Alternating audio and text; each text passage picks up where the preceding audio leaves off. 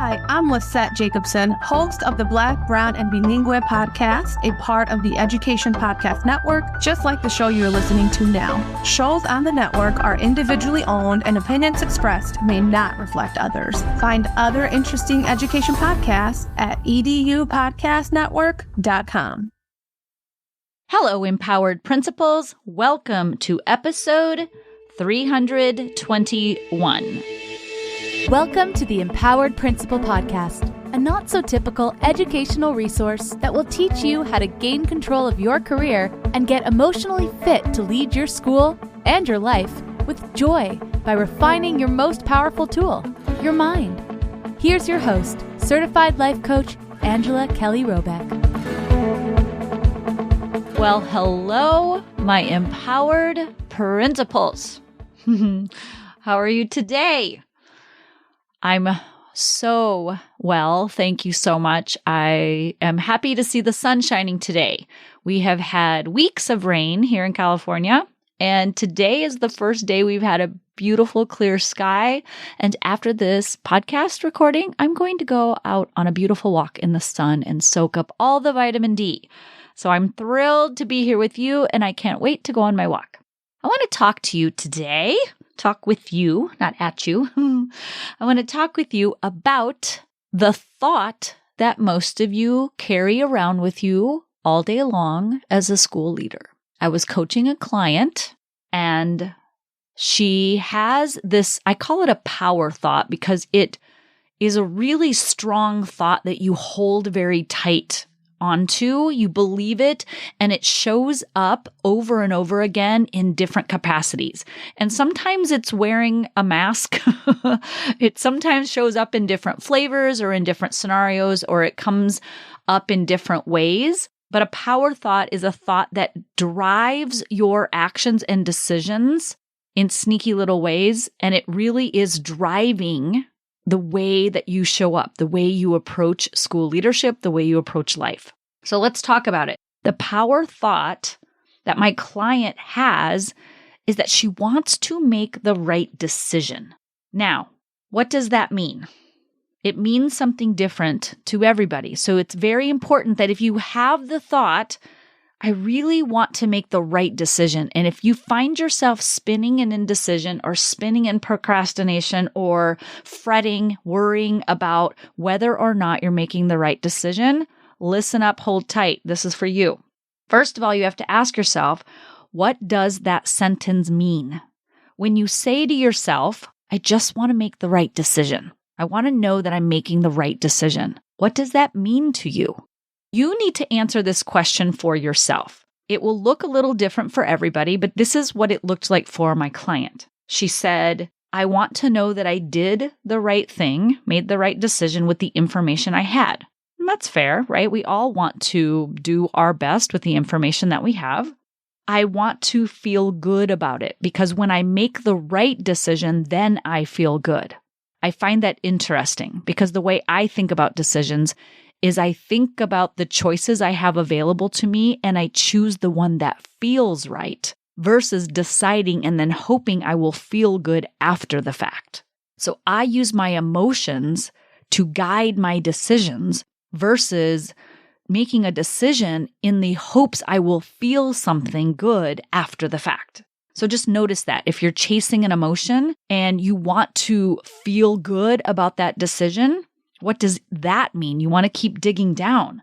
And when I asked her about that, she's like, well, I want others to feel good about it too. Here we go, right? In the end, I want to know it was a good decision. And the way that I know it was a good decision is how other people feel. Basically, she said, no one's disappointed, no one's angry. She goes, I know the decision is good when fewer people are upset than happy. So she's deciding whether her decision was a good decision or not based on other people's emotional reaction to the decision. She said she gets caught up in being disappointed herself, or the bigger fear for her was feeling like she's disappointing others or letting people down.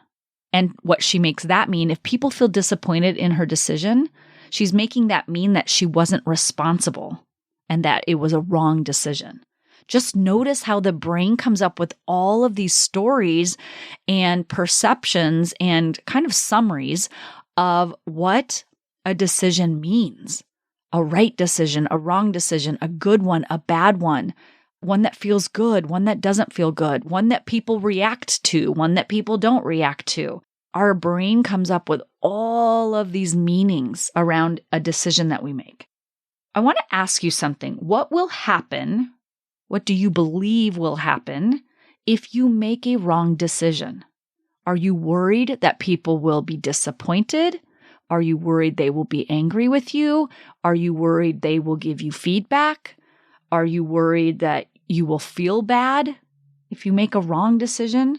Are you worried that you'll be blamed and held accountable? Are you worried that you're going to have to fix it or change it or make it better?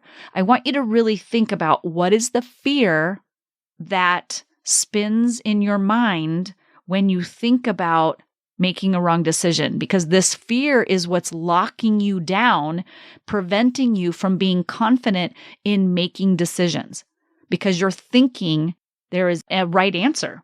And here's what is so fascinating. We hold ourselves in indecision for extensive periods of time because we want to make the right decision.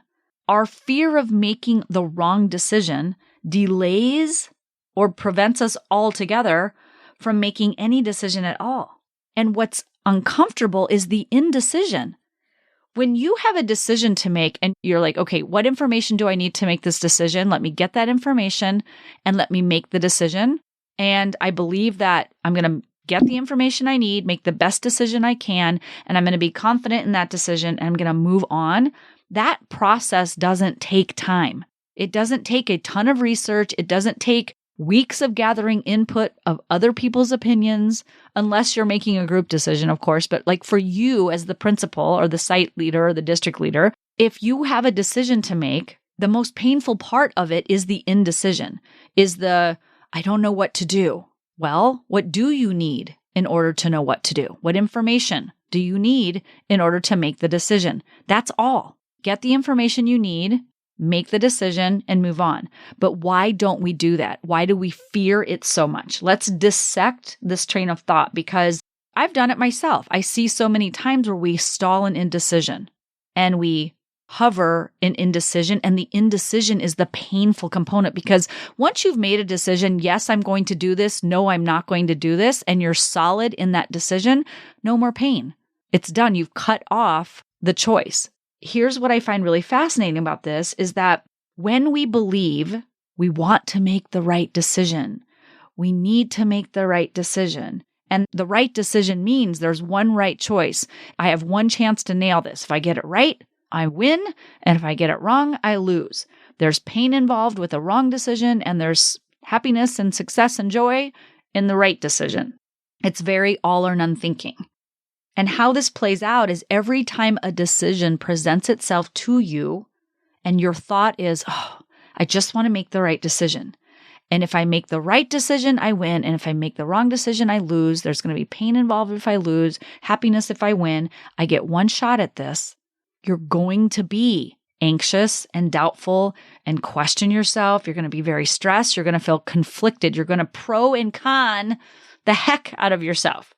So when you're doubting, you're feeling anxious, you're not sure you're going to make the right decision, and you've got one shot to get it right. And if you don't get it right, bad, terrible things will happen, painful things will happen to you. And you are locked down in the fear of the pain and the fear of what might happen if it is a wrong decision. You're, of course, going to procrastinate. You're going to put that decision off, or you're going to spend an extreme amount of time and energy and effort and focus and attention, like trying to make this decision, pro and con list. You're going to worry and fret about it. You're going to research, trying to gather that one extra piece of information that's going to tip you into the I am confident in making this decision energy. The other thing I see people do is asking for endless streams of input.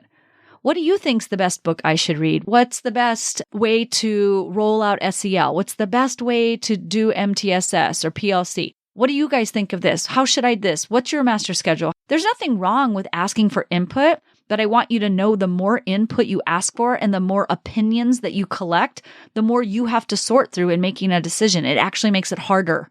And the result, unfortunately, of extensive research, extensive seeking out other people's opinions, extensive pros and cons, extensive back and forth, and all this internal conflict is that no matter what decision you make, you are never sure it's the right one.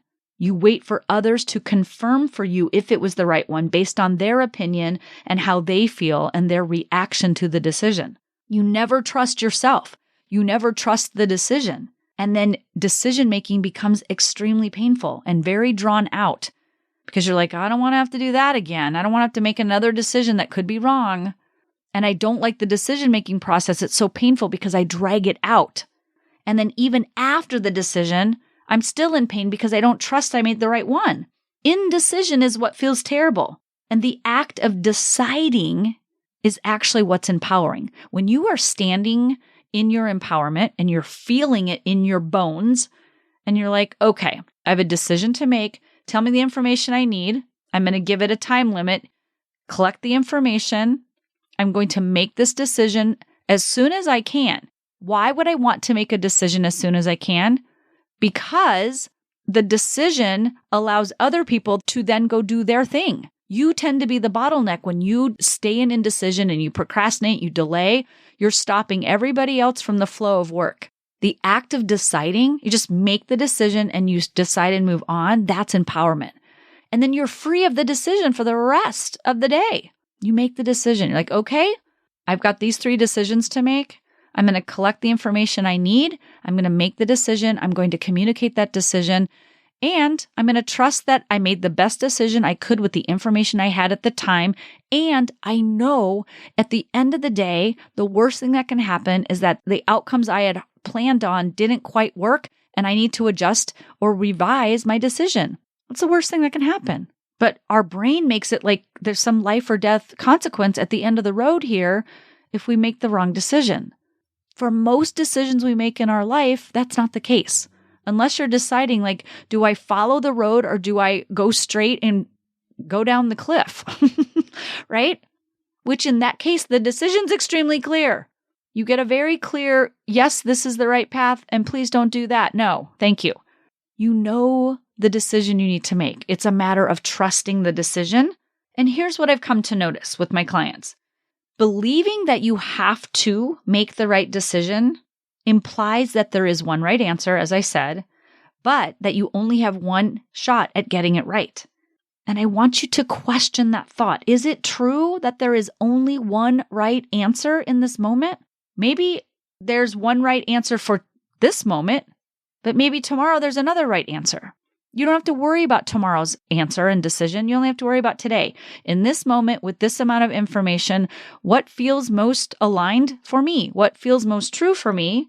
And could it be possible there are other amazing answers? What if any decision I made was the right answer?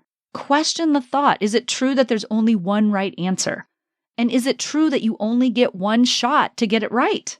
Especially in school leadership. Is it true that you get one chance to make a decision? You have to stick with that decision for the rest of your life. You never get to change it or improvise or improve it.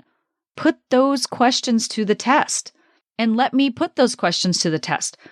I'm thinking of people who maybe only have one shot. So like people in the Olympics, they work their tails off their entire young lives to be as fit as possible to achieve whatever goal they have, which is to win the gold at Olympics, right?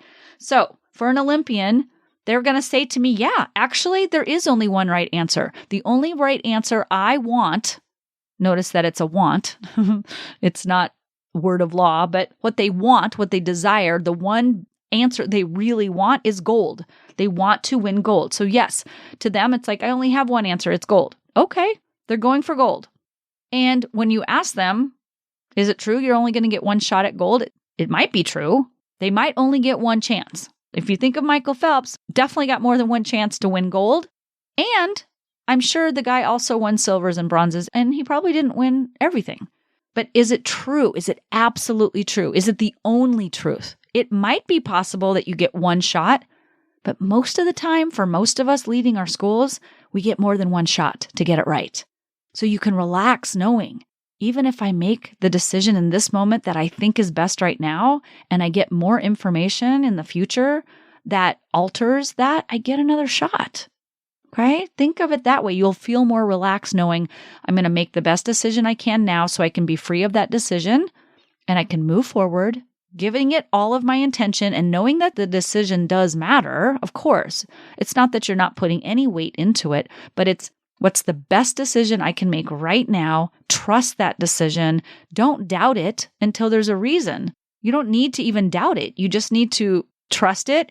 And then if more information comes, say, oh, I couldn't have known this when I made that decision back then. Now that I know this, we can adjust moving forward. So back to the Olympian, if they want to win gold and they only get one chance to win, then here's what happens. If they win, they win. Good for them. We celebrate them. They celebrate them. They're proud of themselves. If they don't win and they go home with silver, is it life over for them? Or if they got bronze, is life over for them? They might be disappointed. It might feel very painful, that disappointment, but they continue to live their lives and they're proud of the journey that they went on to create that silver or bronze medal, or even the honor of being in the Olympics. See, it depends on what you make things mean. If you win gold and you went for gold and you got gold, that's incredible. It's extraordinary. Very few people get to win gold medals in the Olympics. And yes, if that was your goal and you nailed it, great. But think of all the people who got silvers, who got bronzes, or who just were thrilled to even be present in the Olympics. You can be grateful for being present. You can be grateful to have been a spectator. Not everybody ever gets to be a spectator of the Olympics. You can be excited to be a spectator. You can be excited to be a coach, a team member of the Olympics. You can be excited to just participate. You can be excited to get bronze, silver, or gold. It's what you make it mean. So even when the stakes feel that high, right, as you get one shot and you have to make the right decision, even in that case, it's still not life or death. Those Olympians go on to live amazing lives for the rest of their lives. And that one decision that they made in that moment, whether it made them gold or didn't make them gold, doesn't need to define them for the rest of their lives.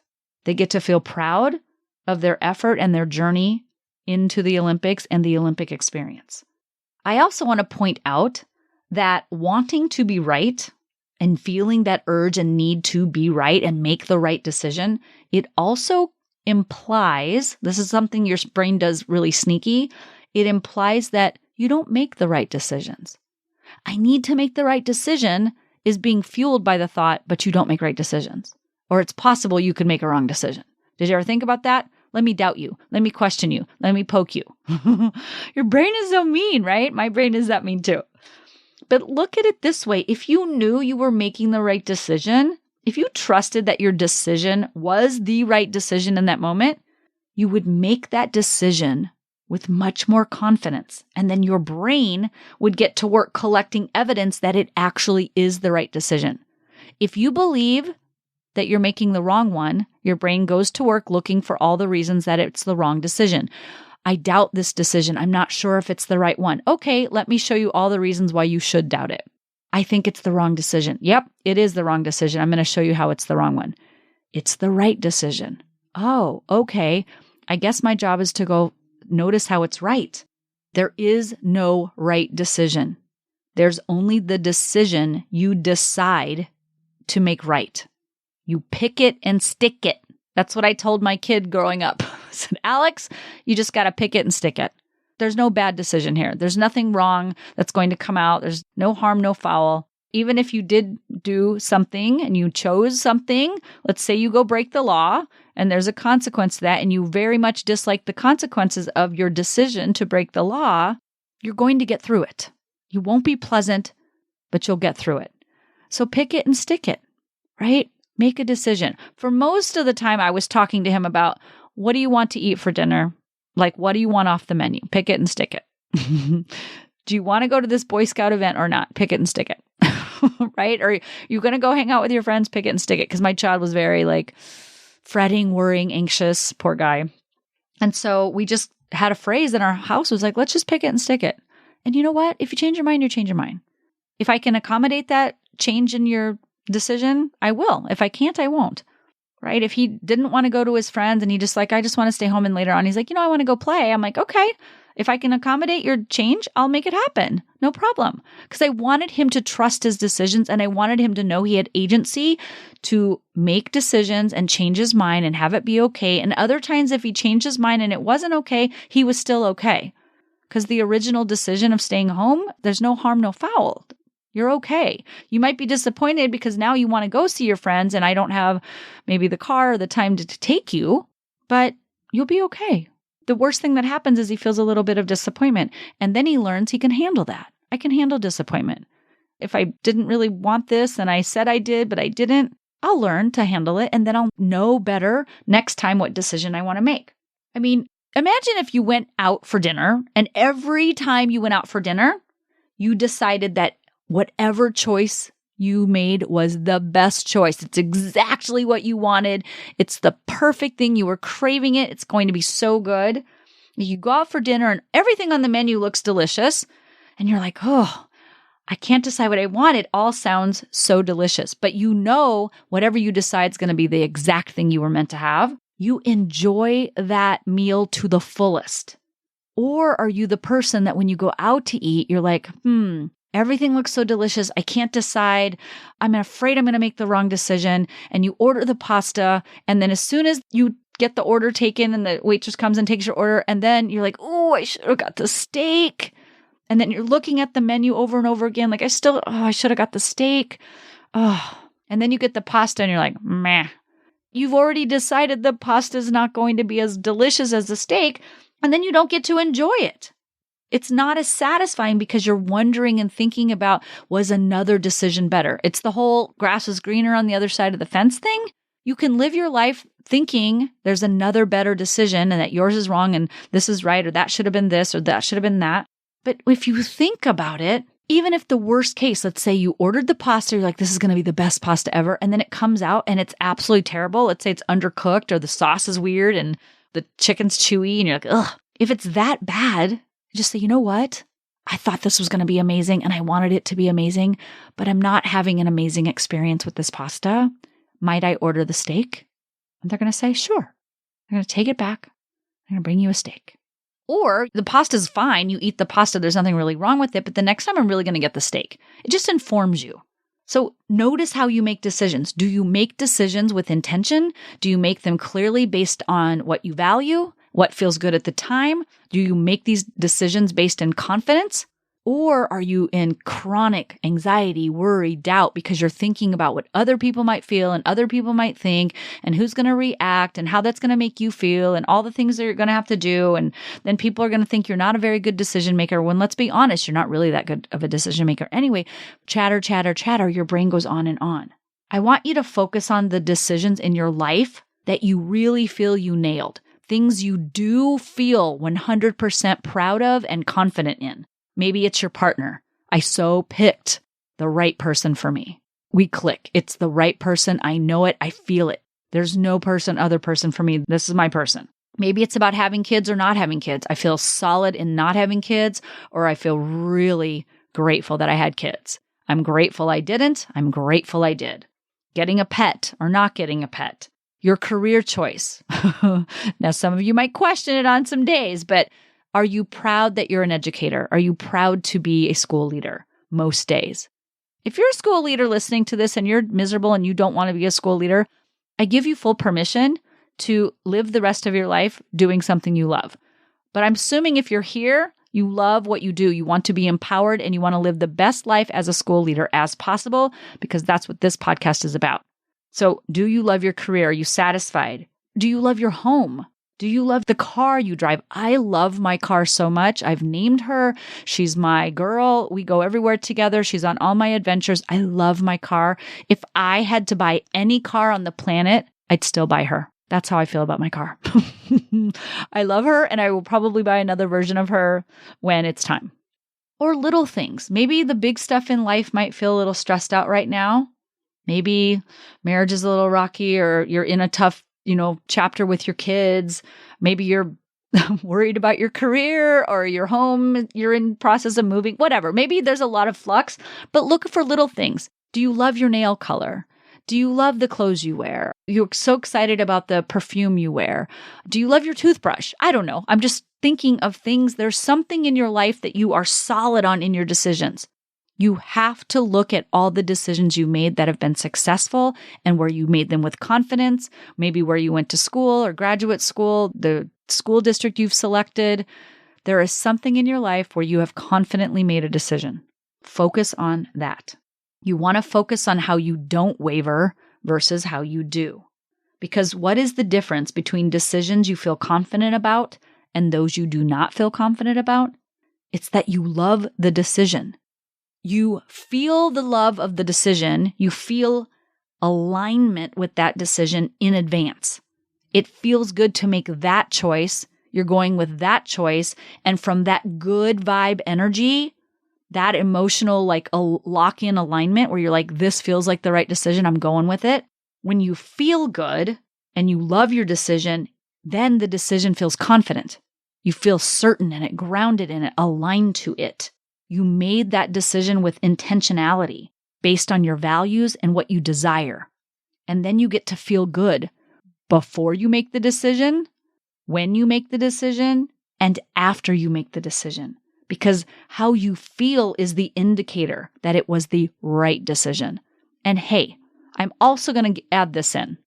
There are decisions that feel aligned, they feel right, but they aren't comfortable, right? When you had to put hundreds of thousands of dollars down or however many thousands of dollars down on your down payment for your house, and you're like, this is the right house, I feel it, I want this house, and I'm scared to death to spend this level of money and to have a mortgage for the first time. It's not to say it always feels easy or it feels light and joyful, but it feels aligned. It feels right inside of your body, not externally. When you love the decision, I love this house. I was scared to make this down payment, but I did it because I know this was the house for us. You love the decision, even though there is a component of like anxiety, doubt, fear about the future. Do you see the difference?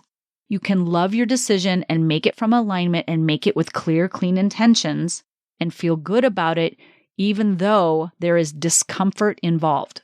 I coach people on this all the time. People who want to sign up for EPC or they want to sign up for one-on-one coaching, they will come to me and say, should I sign up for one-on-one or should I sign up for EPC? And I walk them through a series of questions to help them make the decision. It doesn't matter to me if you sign up for one-on-one or if you sign up for EPC. What matters to me is that you make the decision aligned to what you want. And for most people, what they'll do is they'll get weirded out about the money and they'll be like, oh, I want the one-on-one, but that's more expensive. And I'm like, of course it is. Of course it's more expensive. It's a customized, personalized experience, and it's for a longer period of time than EPC. So yes, it is more expensive, but if it's what you want, the discomfort of saying yes to that investment because it's what you want and it feels aligned for you, it has to come from alignment. And look, I'm not going to be offering one-on-one forever. So for people who want one-on-one, they can jump in now, right? And eventually it's only going to be EPC as the choice. And I have some other cool things coming down the pike, you guys. I'm so excited, but I can't tell you just yet. So my point is that you will have decisions that feel right and feel aligned, but sometimes you get the little butterflies. That is different than the indicators that this is not the right decision. Don't go down the dark alley. Don't hire this person. You know, you get those vibes that's like, this is not feeling like the right decision. That vibration of no is a different sensation than, yes, this is, yes, I want this. Thank you. I'm so excited. Yes. And I'm excited. I'm nervous. I'm eager. Do you realize that when you're scared in a good way, like excited feels a little bit the same as scared in the body? When you're excited and eager and anticipation, you're really ramped up, that can feel similar in the body to like fear, like getting on a roller coaster and being deathly afraid. The body kind of has that adrenaline rush when you're excited and when you're afraid, because they go together sometimes. And you have to decipher for yourself, is this excitement adrenaline, or is this, no, I'm going to die, this is a bad decision adrenaline? So the bottom line is this. Here's the summary. The summary is there is no right decision and there's no wrong decision. And even if there were, let's just play, even if there were, you can always change your decision.